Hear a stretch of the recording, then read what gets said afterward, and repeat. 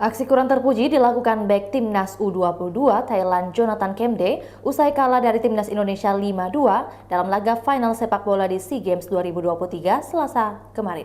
Dilansir dari tribunwow.com, pemain yang sempat mendapat 2 kali kartu kuning atau kartu merah itu sepertinya tak bisa membendung rasa kecewa setelah kalah dari Indonesia.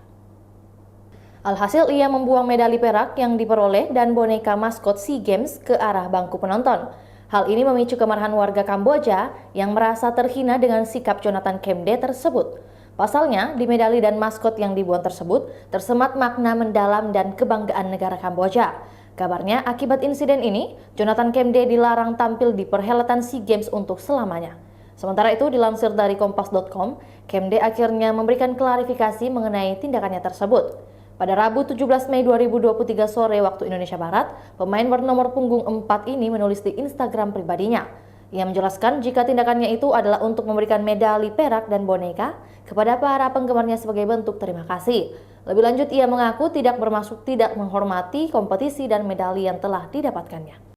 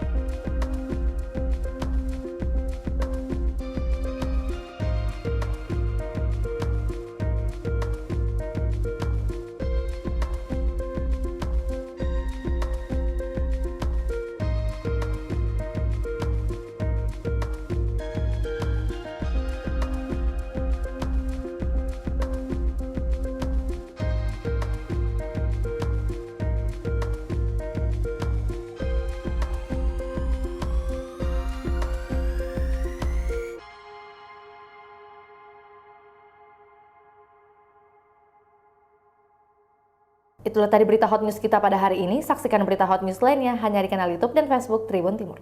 Terima kasih sudah nonton. Jangan lupa like, subscribe, dan share ya.